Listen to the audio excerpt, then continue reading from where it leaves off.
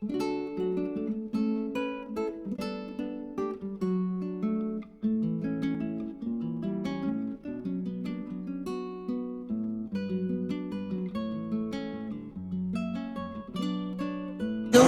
esta es una curva de costos y beneficios, ¿ya? Y acá hay un nivel cero y acá hay una curva que la vamos a llamar de beneficios netos. ¿Cuál es la diferencia? Este beneficio neto es como una variable latente que está operando en cada uno de nosotros, que es lo que lleva a tomar la decisión. O sea, para ser más claro, si acá tenemos que tomar una decisión en esta mesa, yo no sé lo que está pasando por su cabeza, o por su cabeza, por mi cabeza ustedes tampoco saben. Lo que sí sabemos es cuando se toma la decisión el resultado. Por ejemplo, que decidimos pararnos e irnos de acá. Eso sí lo observamos, pero no observamos lo anterior, cómo ocurrió esa decisión. Y por eso es que hablo de variable latente.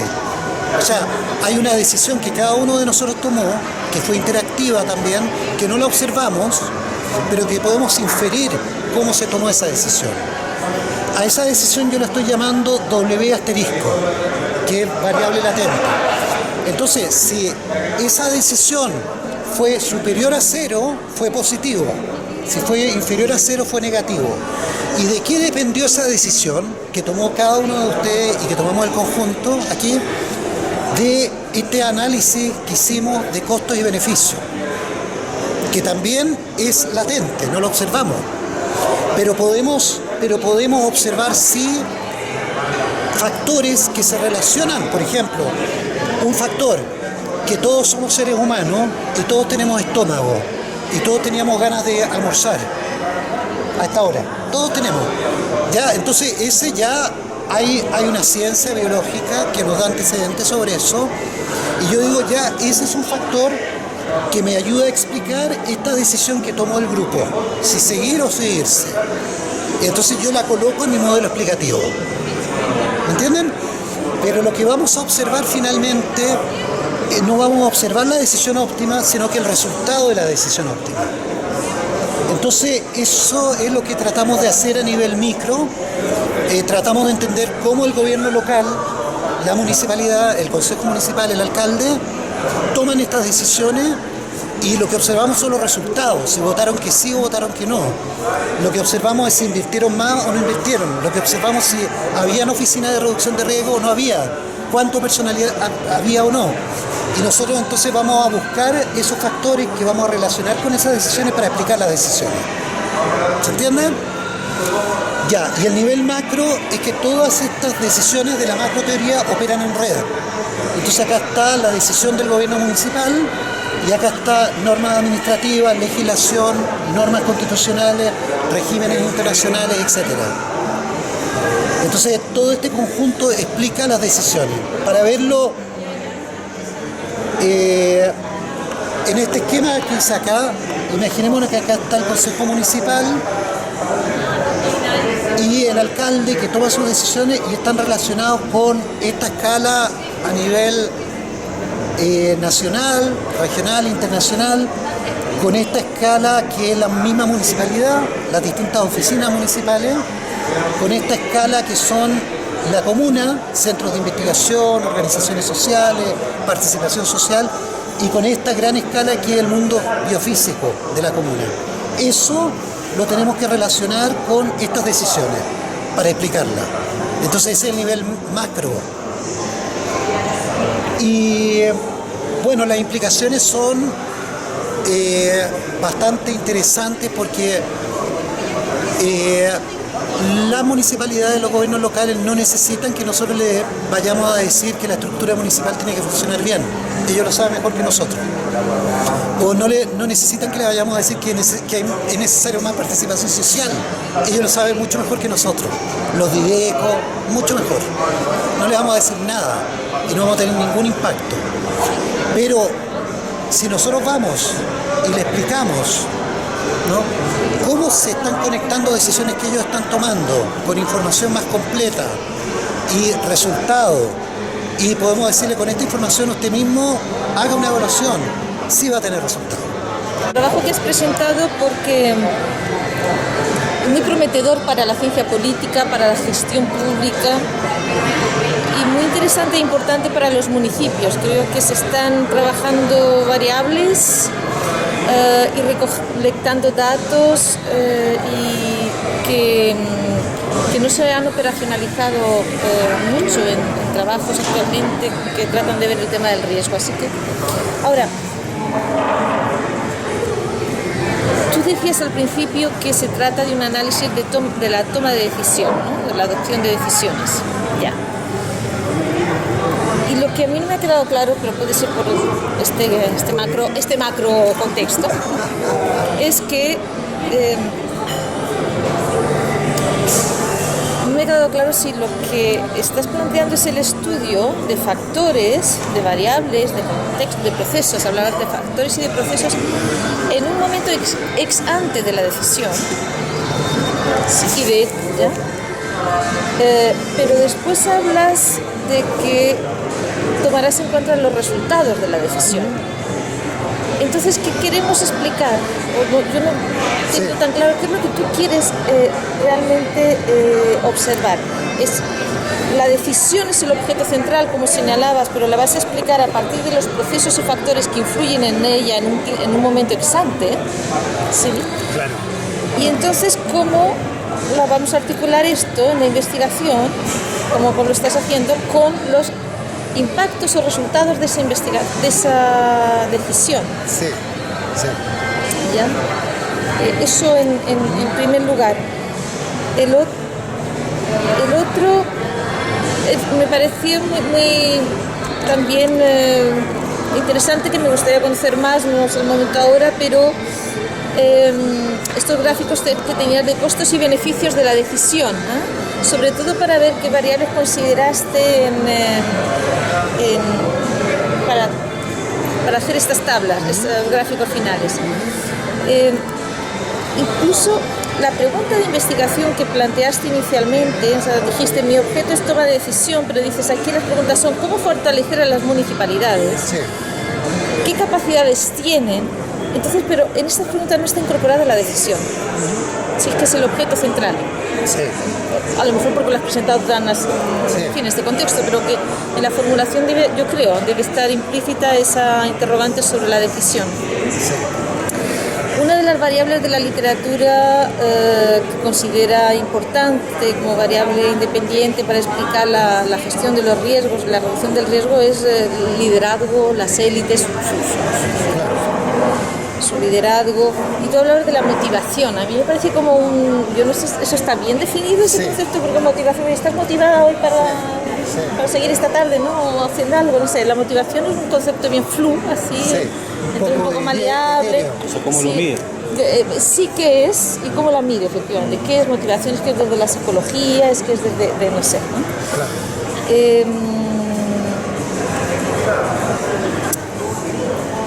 Ya, y avanzaste también otra afirmación, dijiste que al análisis, frente al análisis o la lectura de lo que te arrojaban primero los datos del levantamiento de información que tenías, concluyes que no hay un sistema de protección, dijiste, de protección social frente al riesgo, ¿no? ¿Cómo lo llamaste? Que es muy débil, protección civil. Protección civil, sí, perdón, protección civil.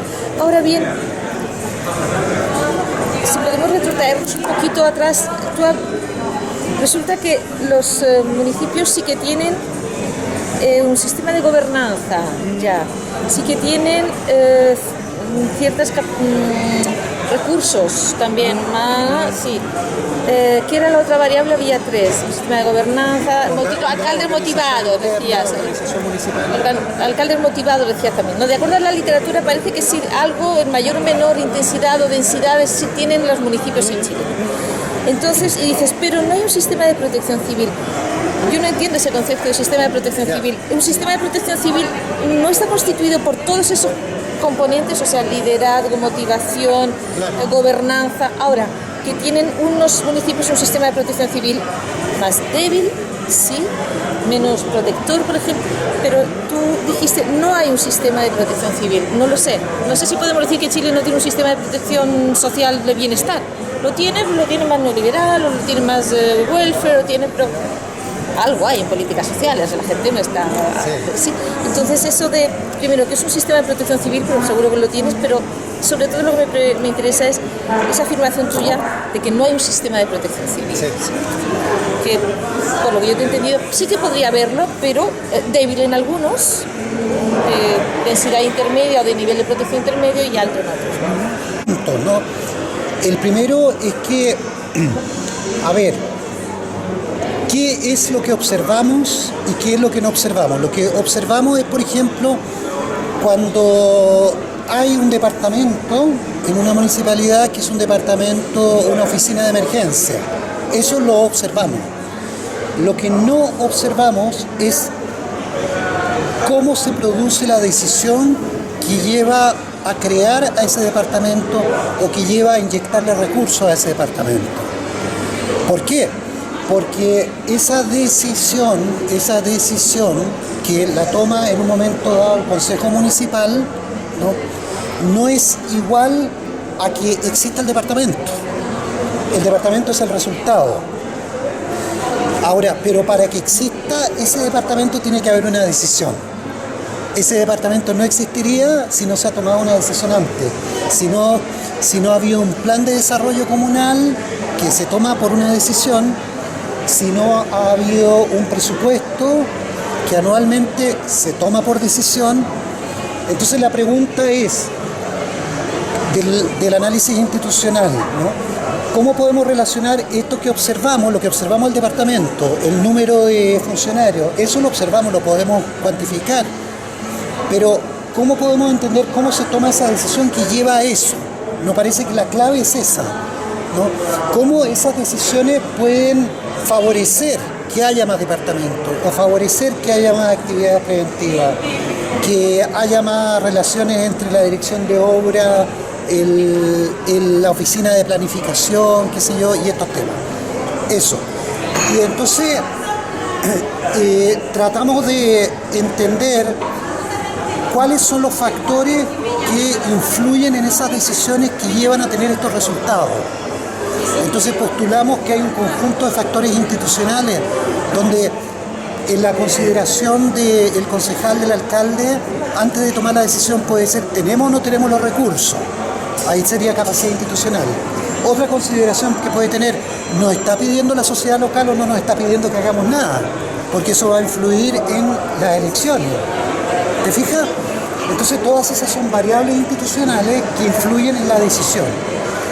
Ya, el tercer punto, para concluir con esto, es que las decisiones son dinámicas e interactivas porque los seres humanos razonamos, tenemos estrategias y tenemos expectativas de las cosas. Tomamos una decisión en relación con la información que tenemos o la falta de información, con nuestros valores, normas internas, pero también con nuestras interacciones con los demás y con estas informaciones que tenemos sobre cómo están nuestras capacidades, si hay algún líder que nos esté motivando en nuestras interacciones. Entonces esa es la relación que hay, ¿no? Tratamos de entender cómo se toman decisiones que conducen a resultados. Tratamos de entender más bien cómo se relacionan resultados con decisiones y con factores explicativos. Respecto a lo segundo de la tabla, es solo una ilustración, no es un resultado. La tabla trata de ilustrar este proceso que es complejo. ¿Por qué en Chile, y con esto voy a tomar la última, la quinta, por qué en Chile todas las municipalidades tienen sistema de protección civil? Como decía la profesora Inés, estamos de acuerdo. Hay una legislación del 2002 que ha sido perfeccionada, hay una ONEMI nacional, regional, provincial, municipalidad, actores locales.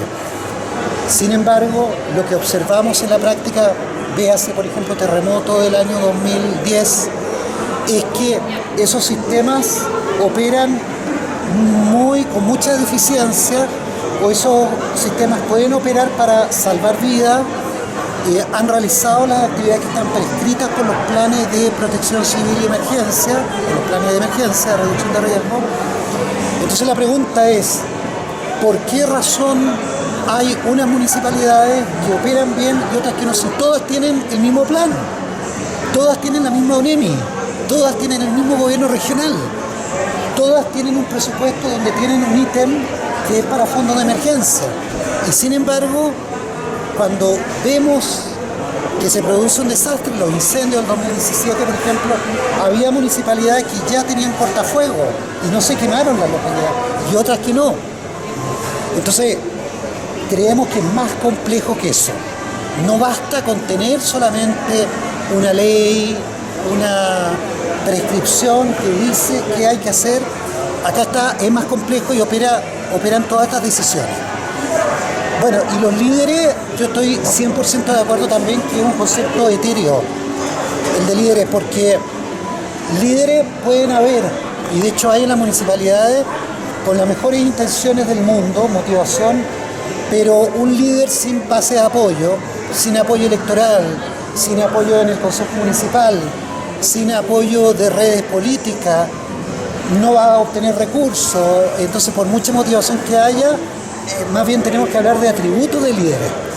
Pero son también atributos blandos, Blandos y, claro, que tenga redes. La diferencia entre el caso A y el caso B es que acá hubo un líder championando, como dice, como championing, como un líder motivado que tomó las decisiones correctas en el momento correcto, como el tipo parte de Maquiavelo. Y esto llevó, en conjunto con fortuna y otros factores más, llevó a que hubiera mejor reducción de riesgo. En la práctica no opera así, es más complejo. Es que tengan que ver con la misma experiencia hasta mirando el currículum del alcalde, o sea, un alcalde que tiene un doctorado en planificación, en fin, sí. O la experiencia, entonces la expertise que tenga, la formación que tenga y también la experiencia de alcalde, si ha vivido antes otro terremoto, por ejemplo, si fue Seremi o estuvo en la ONEMI antes, pues después se fue reinventando, en fin, hay que mirar esa historia también de vida, esa hoja de vida, yo creo, porque las decisiones, como tú bien decías, se toman en función también de nuestra formación, ¿no? Sí. Y de nuestra expertise y de nuestra experiencia. Entonces hay que mirar eso como para entender esas otras dimensiones que no son tan duras, ¿no? Y también lo que es un líder, ¿no? Los atributos. Yo lo comparto contigo, igual. Yo creo que una de las grandes zonas grises que tenemos, creo yo, cuando hablamos de liderazgos políticos o liderazgos que le cambian el destino, entre comillas, a una comuna. Yo siempre creo que el liderazgo se debe sustentar en justamente algunos atributos que deben tener estos personajes, estos líderes. Y yo creo que esos atributos de alguna forma se pueden catastrar y se pueden medir y se pueden clasificar. Fueron líderes de su centro de estudiantes, por ejemplo, cuando ya eran. Exactamente. Y lo otro que son incluso que yo les doy mucho valor, sobre todo frente a algunos problemas públicos, el tema de la formación profesional que tenga el alcalde o el gobernador regional, el conocimiento del tema, y lo otro que es una cosa es el conocimiento que uno puede decir que es un poco más abstracto, pero el tercero es justamente lo que dices tú, es la experiencia que tenga frente a la gestión pública o frente a ese problema en particular. Sí, de vida de terremoto. Sí, absolutamente, porque de hecho hay algunas, eso por ejemplo en el caso del volcán Calbuco, en las entrevistas nos ha tocado esas afirmaciones de algunos líderes o directivos municipales que dicen de que en este desastre no se cometieron los mismos errores porque se aprendió del de Chaitén, por ejemplo. Claro, sí. Y eso es muy interesante lo que tú dices, porque en el fondo las instituciones aprenden.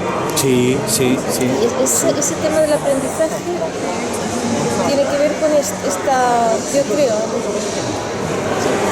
Sí, yo creo que como bien dice Guillermo, al final las instituciones aprenden a través de los siglos, claro. de los que las habitan, de los que las gobiernan, de los que las dirigen, de las experiencias del pasado, pero también de otras experiencias aleatorias que te pueden no conocer, no estaba previsto la sequía. Entonces, bueno, esa noción del aprendizaje también a mí me parece que puede ser un insumo que a considerar, por lo menos como si no considerar como variable fuerte, pero yo creo que sí, o sea, sí aprenden.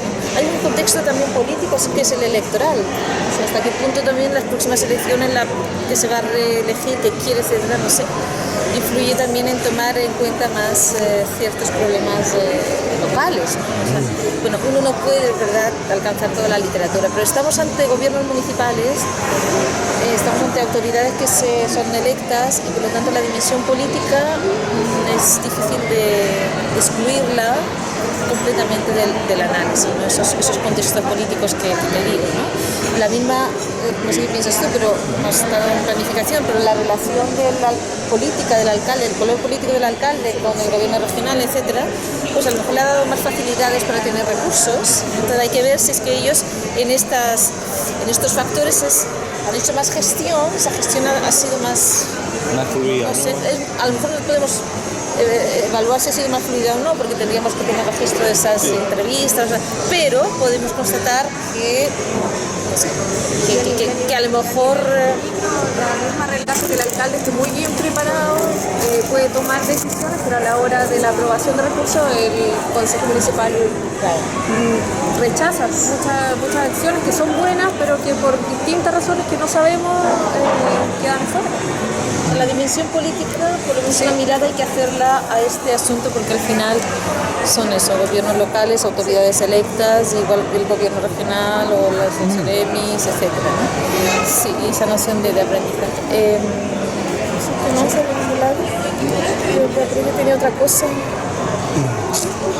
Sí, yo sí, en realidad sí, explicar la decisión desde el proceso, ¿no? Contextos, factores, en el tiempo ex ante, sí, y también y que da como resultados el sistema de protección, ¿no? Y si es que aprenden las instituciones, pues es cómo está funcionando, operando esto, y en un proceso de aprendizaje vuelve a alimentar la decisión. Muy súper interesante lo que estás planteando.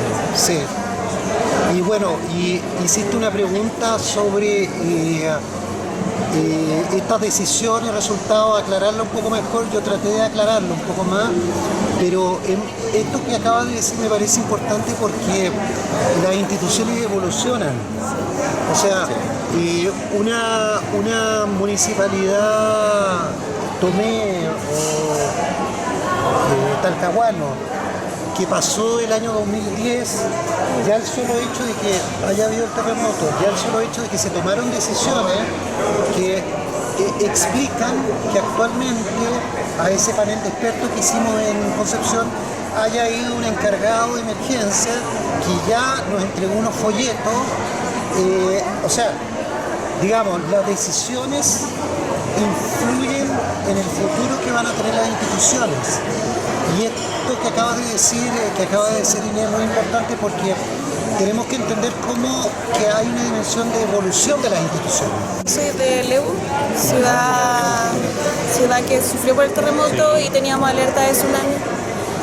Que a diferencia de Dichato y ese tipo de cosas, donde sí hubo afectar a una persona, hubo muerte, en Leu no sucedió lo mismo porque bueno, el tsunami salió por el río, pero también se tomaron las medidas correctas. En el fondo bombero en este caso fue el líder motivacional, no alguien de emergencia ni nada, sino que ellos fueron y dieron alerta a toda la comunidad evacuando todo el cerro. No había ninguna casa con personas. A diferencia de Dichato, por ejemplo, que dijeron después podían bajar, a nosotros en 2 días no nos dejaron bajar a la ciudad. Entonces, obviamente dejaban 1 hora de promedio para que pudiesen ir a buscar provisiones o algo así. Entonces, ¿cómo estas capacidades del municipio o de líderes motivacionales se bajan a la ciudadanía? Yo sé que en mi colegio, en el liceo, se hacía a través de charlas, pero quienes son los que dictaban estas charlas no eran propios del municipio, sino que eran agentes externos. Pueden haber sido Del PNUD fueron después del terremoto. Sí, también fueron y previo a eso mi mamá también había, como las 2 semanas antes del terremoto, le habían ido a hacer una charla al colegio donde ella trabajaba. Sí. Entonces justo en su velador había un panfletito donde decía cómo evacuar y todo. Claro. Entonces, ¿cómo se bajan estas capacidades a la ciudadanía? ¿Cuáles son los mecanismos más eficaces para que el ciudadano que vive y que tiene que tomar las decisiones, como decían ustedes, de arrancar o de hacer evacuaciones hacia los lugares? ¿Cómo se baja la información? Claro. Mira, nos referimos al término líderes y motivaciones municipales. Estamos incluyendo también todos los actores con los cuales actúa la municipalidad. Entonces, el Levo, por ejemplo, particularmente el Levo destaca por su calidad y su nivel de organizaciones sociales. Si tú la comparas con otras comunas de alrededor, Levo tiene un mayor porcentaje de personas que participan en organizaciones sociales, en cooperativas, sindicatos, en todas las iglesias evangélicas, muy importante en Levo. Hay muchas. 60%. Entonces, ¿qué es lo que pasa? Ahí el líder lo tendríamos que ver en los dirigentes sociales. Entonces, cómo estas cosas se están aterrizando tiene que ver con qué liderazgo tienen los dirigentes sociales. Si realmente están cumpliendo su relación de comunicar con la municipalidad, de comunicar con bomberos, de comunicar con cuando se produce el terremoto. Y ahí un concepto que nosotros mencionábamos era el de capital social linking, que es una forma de capital social que conecta a las organizaciones con instituciones, con recursos. Entonces eso hay que preguntar, ¿no? La motivación, las redes de apoyo, irían en el caso del Evo, que explicarían esto por el lado de los dirigentes. Y ahí eso nos ayudaría a entender por qué razón se tomaron buenas medidas, a diferencia de otras comunas donde no había eso y la municipalidad no sabía qué hacer, bomberos no sabía a quién dirigirse, y entonces el desastre fue no tanto por el terremoto, el tsunami, sino por la desorganización posterior. Eso, así es como lo ves, no sé si tú lo ves distinto. En esto de la toma de decisión y de la preparación principalmente para prevenir, lo que pasó ahora con el aviso de bomba, la universidad ha tenido como un protocolo establecido que era súper interesante de observar. O sea, hubo gente que apareció de la nada con unos chalecos naranjos. De la universidad, eran trabajadores de la universidad haciendo salir a la gente. Entonces conversábamos, ¿nuestras universidades estarán preparadas para un evento así? Yo creo que a ese nivel no, porque no lo hemos vivido. Entonces ahí viene igual la experiencia, o sea, el hecho de haberlo vivido implica ya pensar, esto nos puede pasar, tenemos que estar prevenidos. Claro, enfocando no solamente con una perspectiva de reducción de riesgo de desastre. Al comenzar, me referí, desarrollo sustentable. Entonces también es importante la protección medioambiental, decisiones que se toman en ese ámbito. La reducción de la vulnerabilidad, por ejemplo, Levo, vamos a seguir con el ejemplo de Levo. Levo fue de las comunas más afectadas después del terremoto porque perdió casi todas las fuentes de trabajo. Tú sabes, la pesca, ¿no? Botes que estaban varados. De hecho, en Levo pasó que ese como río que sale a la desembocadura se movió la corteza, entonces ya no es el mismo río de antes. Tú lo puedes validar. Entonces la crisis que hubo de trabajo fue tremenda, hubo mucha migración de gente que salió del Evo. Previamente, porque se cerraron las minas. Claro, las minas de carbón se cerraron antes. Entonces es más amplio el tema, no solamente encargado de emergencia, por eso el enfoque que tenemos es de reducción de riesgo, entendiéndolo también como decisiones que se toman para protección medioambiental y desarrollo sustentable.